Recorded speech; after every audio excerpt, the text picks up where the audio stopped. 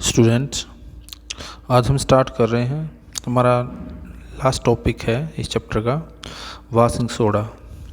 देखो, washing soda आपको पता, नाम से वैसे तो पता चल रहा है वॉशिंग सोडा क्या होता है, जिससे हम कपड़े वॉश करते हैं, ठीक है ना। जनरल सबसे पहले हमें इसका केमिकल नेम क्या है, तो केमिकल नेम क्या है, सोडियम कार्बोनेट 10 वाटर मोलिक्यूल है। यहाँ पे क्या है, हमारे 10 वाटर मोलिक्यूल है। तो 10 वाटर मोलिक्यूल है तो इसका मतलब ये क्या है, आपका डेकाहाइड्रेट्स, ठीक है ना। 10 वाटर मोलिक्यूल है इसके अंदर, तो इसको हम बोल देंगे, हमारे यहाँ पे दिखाई दे रहे हैं 10 वाटर मोलिक्यूल, तो इसको हम बोल देंगे डेकाहाइड्रेट्स, ठीक है। टेस्ट में आपको पता है बिटर होता है, ठीक है ना। तो इसके ये हमें करने की ज़रूरत नहीं है, ये इसमें ही आ जाएंगे आपके, ठीक है ना। ये वाले जो पार्ट हैं दो, ठीक है, ये आपके आगे हम पढ़ लेंगे। अभी सिर्फ हमारा क्या है कि इसका केमिकल नेम क्या है, sodium carbon Na2CO3 10 water molecule, और साथ में इसके साथ केमिकल नेम क्या है, सोडियम कार्बोनेट डेकाहाइड्रेट्स, क्योंकि डेका का मतलब 10 वाटर मोलिक्यूल, इसके अंदर 10 वाटर मोलिक्यूल तो पूछे जा सकते हैं। मैन्युफैक्चरिंग प्रिंसिपल सीधा कुछ नहीं, हमने कुछ नहीं करना है, सीधा हमने ये ज़्यादा हमें पढ़ने की ज़रूरत नहीं। प्रोसेस का नाम अगर आप याद रखना चाहो तो आप पढ़ सकते हो, नहीं तो ऐसी कोई प्रॉब्लम नहीं। इससे हम जो 16वें अमोनिया प्रोसेस हम इससे बनाते हैं, लेकिन ये +1 में आता है, इसका यहाँ पे कोई ज़्यादा ज़रूरत नहीं है। सिर्फ हमने ये वाले रिएक्शन कर लेंगे। मैन्युफैक्चरिंग कैसे करते हैं, सोडियम बाइकार्बोनेट को हीट करते हैं तो सोडियम कार्बोनेट प्लस में कार्बन डाइऑक्साइड और प्लस में वाटर बनता है, ठीक है।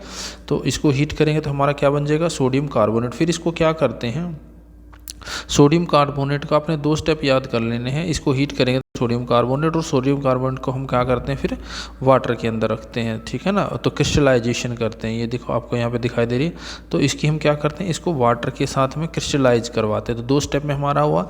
वॉशिंग सोडा कैसे प्रिपेयर करते हैं, पहले तो सोडियम बाइकार्बोनेट को हम हीट करते हैं। सोडियम बाइकार्बोनेट जो हमारा होता है उसको हम हीट करते हैं, ठीक है ना।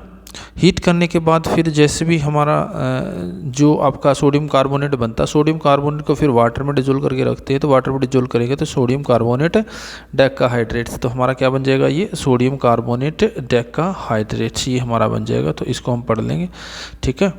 प्रॉपर्टी क्या है, हमें एक तो कलर टेस्ट, स्टेट कैसी होती है आपको पता है, सॉलिड स्टेट में होगा कलर इसका कलरलेस वाइट क्रिस्टल लाइन होता है। एक्शन ऑफ एयर, एयर में बाहर रख देंगे। आपको पता है कि आपने घर में भी पता है कि कभी भी हमने सोप वगैरह साबुन वगैरह को हमने बाहर नहीं रखना चाहिए, क्योंकि सन रेडिएशन के साथ में या एनर्जी एक्सपोज टू एयर, जब एक्सपोज टू एयर कर देंगे तो वो क्या कर देता है, अपना वाटर मोलिक्यूल को क्या कर देगा, वो आपके रिमूव कर देता है, ठीक है ना। इसलिए इसको हम फ्लोरोसेंस भी बोलते हैं। सोल्युबिलिटी इन वाटर, आपको पता है वाटर में सोल्युबल होता है, जो भी हमारा होता है वाटर में सोल्युबल होता है। इसको वाटर में सोल्युबल करेंगे तो ये क्या क्या बनाता है हमारा, ठीक है ना। हम इसको वाटर में सोल्युबल करते हैं तो हमें पता है बेसिक नेचर। आपसे कोई पूछ ले भी how you explain the basic nature, तो एक तो हम अगर हमने सिंपली करना है तो हम क्या कर लेंगे, इसको हमारा जो लिटमस पेपर होता है, लिटमस पेपर क्या करेंगे, आपके घर में सोप या डिटर्जेंट होता है, डिटर्जेंट के अंदर आप लिटमस पेपर को डिप करोगे तो आपका वो ब्लू टू रेड हो जाएगा, इसका मतलब रेड टू ब्लू हो जाएगा, इसका मतलब वो बेसिक इन नेचर। नहीं तो हमारा जो तरीका है, हम जो इससे करते हैं कि हम कैसे पता लगाते हैं कि ये आपका, तो उसको क्या करेंगे, हम वाटर में डालेंगे, हाइड्रोलाइज कर देंगे। किसी भी सोल्ट को वाटर में डालते हैं तो उसको क्या बोलते हैं, हाइड्रोलाइसिस। इसका H पॉजिटिव पार्ट तो किसके साथ चला जाएगा, कार्बोनेट के साथ में, और OH नेगेटिव किसके साथ चला जाएगा, तो क्या बन जाएगा हमारे वीक एसिड्स। तो हमारे क्या बनेंगे, वीक एसिड प्लस में स्ट्रॉन्ग बेस। तो स्ट्रॉन्ग बेस है तो ओवरऑल नेचर क्या होगा, स्ट्रॉन्ग बेस हमारा जो बना हुआ है, ठीक है ना। तो इसकी नेचर कैसी होगी आपको पता है, ये हमारा क्या, स्ट्रॉन्ग बेस, और प्लस में हमारा ये वाला जो कार्बोनिक एसिड जो आपका कोल्ड ड्रिंक में होता है, जो आपका कोल्ड ड्रिंक में होता है, तो उसको हम क्या बोल देते हैं, वीक एसिड्स। तो ओवरऑल स्ट्रॉन्ग कौन है, आपका स्ट्रॉन्ग बेस है। तो आपका जो आपका साबुन होता है, सोप होता है, वो कैसा होता है, बेसिक इन नेचर्स, ठीक है। इसके बाद एक्शन ऑफ हीट, हीट करेंगे। आपको पता है कभी भी हमने बाहर हीट नहीं करना चाहिए, हीट में रखना भी नहीं चाहिए, क्योंकि वो अपने 10 वाटर मोलिक्यूल को क्या कर देता है, रिलीज कर देता है। इसलिए हमने कभी भी इसको हीट नहीं करना चाहिए। एक्शन ऑफ एसिड, एसिड का क्या करें, क्योंकि बेसिक सोल्ट है, तो बेसिक सोल्ट है तो क्या बनेगा, सोल्ट प्लस में वाटर प्लस में CO2, लेकिन ठीक है ना। तो अगर हमें इसको किसी भी बेसिक के साथ में हम रिएक्शन, एसिड के बेसिक है नेचर में, तो एसिड के साथ में रिएक्शन करेंगे तो क्या बनेगा, सोल्ट प्लस में वाटर प्लस में CO2। ये हम पहले भी रिएक्शन पढ़ चुके हैं।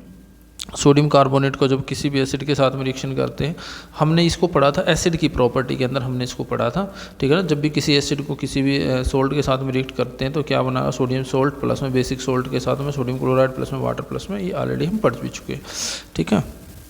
हार्ड वाटर के साथ में क्या करता है, आपको पता, हार्ड वाटर के साथ में आपका ये अच्छी तरह वर्क नहीं करता है। साबुन जो होता है, सोप होता है, तो ये क्या बना देता है, प्रिसिपिटेट बना देता है, ठीक है ना।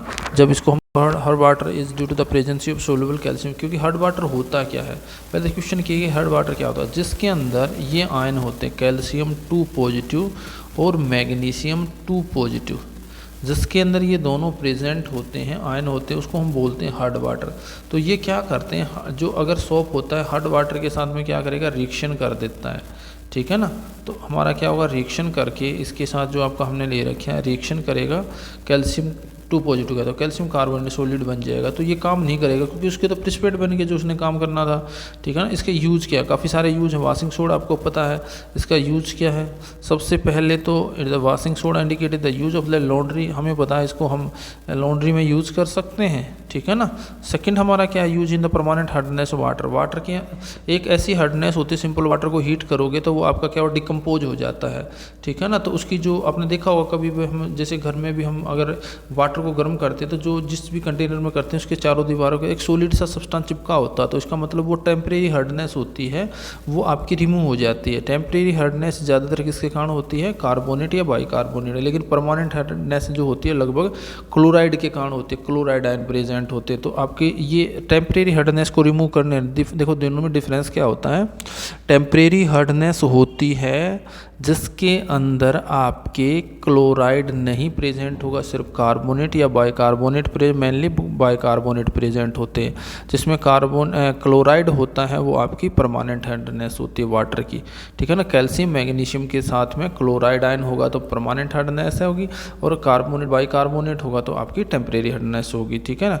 तो ये आपका क्या होगा, परमानेंट हार्डनेस को, तो परमानेंट हार्डनेस में क्या होता है, क्लोराइड आयन होते हैं, ठीक है। उसके बाद मैन्युफैक्चरिंग ऑफ कुछ जो आपके बोरेक्स वगैरह को, इसको मैन्युफैक्चरिंग करने के लिए जैसे सोप है, पेपर है, बोरेक्स वगैरह है, तो बोरेक्स का फार्मूला मैं आपको बता देता हूँ। बोरेक्स का फार्मूला क्या होता है अगर आपको याद करना, तो Na2B4O7 10 वाटर मोलिक्यूल्स, ठीक है। देखो दोबारा लिख देता हूँ, देखो हमारा क्या होता है, Na2B4O7 10H2O, ये किसका फार्मूला, बोरेक्स का, ठीक है ना। बोरेक्स ये एज ए मेडिसिन का भी काम करता है, तो बोरेक्स का फार्मूला है। तो इससे हम क्या कर सकते हैं, बोरेक्स बनाने के लिए यूज कर सकते हैं, सोप बनाने के लिए यूज कर सकते हैं, पेपर इंडस्ट्री में यूज़ कर सकते हैं, ठीक है ना। और भी काफ़ी सारे हम कुछ कंपाउंड इससे बना सकते हैं। आप अपने एनसीईआरटी की बुक से पढ़ लेना, क्योंकि आपका एग्जाम में आएगा तो एनसीईआरटी से ही आएगा, ध्यान रख लेना आपने। एक हमारा क्वेश्चन है, are the crystalline salt really dry, क्या जो हम क्रिस्टलाइन सोल्ट होते हैं, जैसे हमारा काफ़ी सारे सोल्ट अब तक हम पढ़ चुके हैं, एक तो अभी हमने पढ़ा है, ठीक है ना। जैसे हमने अभी तक पढ़ा है कि जैसे हमारा होता है sodium bicarbonate, 10 water, washing soda होता है, या और भी हमने कहीं पढ़ा, प्लास्टर ऑफ पेरिस होता है, ठीक है ना। तो कई चीज़ें हमारी होती हैं जिसके अंदर क्या होता है, वाटर मॉलिक्यूल होते हैं। क्या वो रियली वेट होते, नहीं वेट नहीं होते, वाटर मॉलिक्यूल। जैसे ये मान लिया आपका क्या है यहाँ पे जो हमारा क्या होता है इसके अंदर से, मान लिया ये आपका क्रिस्टल है, इसके अंदर छोटे छोटे पार्ट है, तो इन पार्ट के बीच में वाटर मॉलिक्यूल होते हैं, यहाँ होते हैं वाटर के मॉलिक्यूल, तो वो आपके क्रिस्टल के अंदर होते हैं। ये क्रिस्टल है, ऐसे अरेंज है, जैसे मान लिया ये आपका क्या है, यहाँ पे हमने मान लिया कोई भी क्रिस्टलाइन सब्सटेंस वो होता है जिसके एटम एक रेगुलर पैटर्न में होते हैं, जैसे हम ग्लास में होते हैं तो हम क्रिस्टलाइन फॉर्म में। तो यहाँ पे जो जगह होती है, तो इनके बीच में आपके वाटर मॉलिक्यूल होते हैं, ठीक है ना। ये हम समझ रहे हैं कि जो आपकी क्रिस्टलाइन सब्सटेंस बॉल की फॉर्म में होते हैं तो उनके बीच में जगह होती है, तो वाटर मॉलिक्यूल यहाँ होते हैं, तो इसलिए, ठीक है ना। जैसे हमने एग्जाम्पल ले रखा है, जो हमारा एनसीईआरटी का एग्जाम्पल, कैल्शियम कार्बोनेट, जिसको ये हमारा क्या होगा, कॉपर सल्फेट, हमारा कॉपर सल्फेट आपका क्या होता है, वो भी हमारा 5 वाटर मॉलिक्यूल होते हैं। इसको हम बोलते हैं ब्लू विट्रॉल्स या ग्रीन विट्रॉल, बताओ क्या बोलते हैं, copper sulphate multiplied 5 water molecules. तो इसका ब्लू कलर होता है तो इसको हम बोल देंगे ब्लू विट्रॉल। पूछा भी जा सकता है कि आपका क्या होता है, ब्लू विट्रॉल क्या होता है, ठीक है ना। फार्मूला पूछ सकते हैं। ग्रीन में आपका फेरस सल्फेट 7 वाटर मॉलिक्यूल आ जाएगा, ब्लू विट्रॉल में क्या आ जाएगा, कॉपर सल्फेट 5 वाटर मॉलिक्यूल, ये आपको ध्यान रखना है, ठीक है। ये आ जाएगा। कई बार पूछ लेते हैं किसी भी दो एग्जाम क्रिस्टलाइन सब्सटेंस के एग्जाम्पल के नाम बताओ जिसके अंदर वाटर मॉलिक्यूल होंगे वो सा। तो इसका क्या है कि देखो यहाँ पे दिखा रखा है the fix amount of water molecule present in A one formula unit, मतलब एक फार्मूला यूनिट के जैसे कॉपर कितने वाटर मॉलिक्यूल, अगर मैं एक फार्मूला मतलब कॉपर सल्फेट के एक लेता हूँ, कॉपर जैसे मान लिया मैंने क्या कर दिया, जैसे कॉपर सल्फेट का ले लेंगे, कॉपर सल्फेट के अंदर जैसे CuSO4 है, ठीक है, एक यूनिट होगी, इसके साथ में कितने वाटर मॉलिक्यूल होते हैं वो फिक्स होते हैं। अगर वो कम ज़्यादा हो जाएंगे तो इसकी नेचर चेंज हो जाएगी, ठीक है। तो अब जैसे हमने क्या कर रखा है, हमने जैसे मान लिया हमने ले लिया कॉपर सल्फेट जिसको हम बोलते हैं ब्लू विट्रोल 5 वाटर मॉलिक्यूल। आप इसको हीट करोगे तो क्या होगा, अब ये जैसे टेस्ट ट्यूब है ना, देखो यहाँ पे नज़र आ रहा है वाटर के मॉलिक्यूल यहाँ होते बाहर निकल जाते हैं क्रिस्टलाइन से।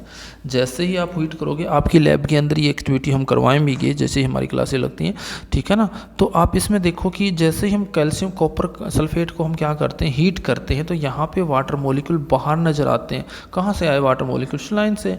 जो हमने कॉपर सल्फेट ले रखा है उसको हीट करने से वाटर मॉलिक्यूल निकल के बाहर आ गए। तो इसका मतलब हमारा क्या हुआ, जब कॉपर सल्फेट को हीट करते हैं, कॉपर सल्फेट हमारा 5 वाटर मॉलिक्यूल को जब हम हीट करते हैं तो हीट करने से क्या होता है, कॉपर सल्फेट तो अलग रह जाएगा, कॉपर सल्फेट हमारा क्या हो जाएगा, अलग हो जाएगा, और प्लस में वाटर मॉलिक्यूल हमारे अलग हो जाएंगे, तो ठीक है ना। तो किसी इसको वापस वाटर में डालेंगे तो फिर ये ब्लू कलर का हो, क्योंकि फिर ये वाटर से क्या कर लेता है, ये आपके मॉलिक्यूल अब्जॉर्ब कर लेता है, ठीक है। तो ये आपका जैसे हीट करेंगे तो देखो यहाँ पे हमारे 5 वाटर मॉलिक्यूल रिलीज हो जाएंगे।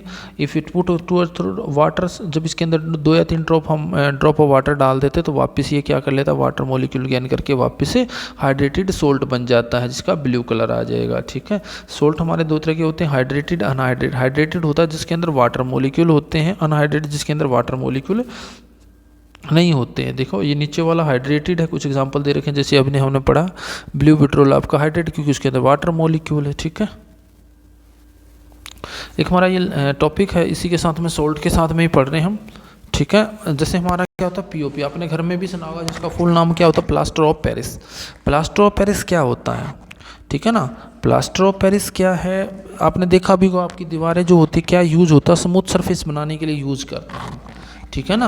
जो हमारा घर का जो सरफेस होता है, जो दीवारों का सरफेस होता है वो स्मूथ बनाने के, बिल्कुल चिकना सा बनाने के लिए हम यूज़ करते हैं, ठीक है ना। सबसे पहले हम इसको प्रिपेयर कैसे करते हैं, इसका फार्मूला क्या होता है, इसका फार्मूला अगर हम जैसे फार्मूला पूछे तो कोई chemical, calcium sulphate half water molecules, half water molecule, ये इसका फार्मूला होता है।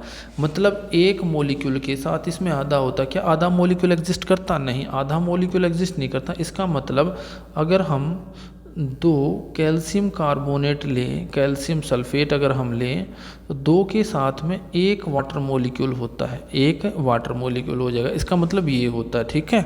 2 के साथ में 1 होगा और 1 के साथ में हम उसको लिखते हैं, सिर्फ वो लिखने का रिप्रेजेंट करने का तरीका। तो इसको हम फार्मूला अगर नाम बोल लेंगे तो क्या बोलेंगे, कैल्शियम सल्फेट हेमीहाइड्रेट।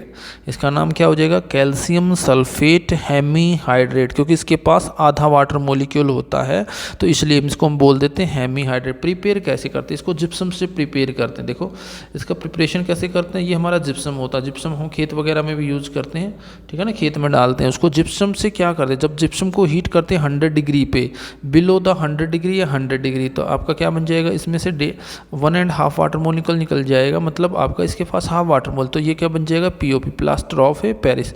दोबारा इसको वाटर में डाल देंगे, जैसे आप डॉक्टर के पास जाते हो, आप अपनी जो भी बोन वगैरह किसी की आपने देखा भी होगा, डॉक्टर के पास जाते हो तो कहीं कहीं पेशेंट को आपने देखा होगा कहीं बोन वगैरह फ्रैक्चर हो जाते, तो उसमें क्या किया जाता है, उसके साथ में यही तो किया जाता है कि उसमें क्या किया जाता है, वाटर मिक्स करके उसको हम क्या करते हैं, पैर पे लगा देते हैं, वो हार्ड हो जाता है, तो वाटर गेन करने के बाद वापस जिप्सम बन जाता है। डेड बर्न प्लास्टर भी बोलते हैं। डेड बर्न जब इसको फर्दर हीट करते हैं, जो ये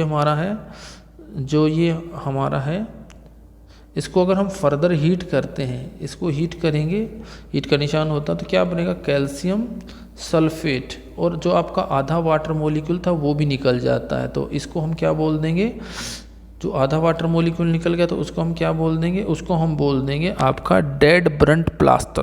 तो आपसे पूछे बढ़ता फार्मूला बता डेड ब्रंट प्लास्टर। जब इसको हम 100 डिग्री से अबो हीट करते हैं तो इसका जो हाफ वाटर मॉलिक्यूल है वो रिमूव हो जाता है, तो जो सिर्फ क्या बच जाता है, कैल्शियम सल्फेट।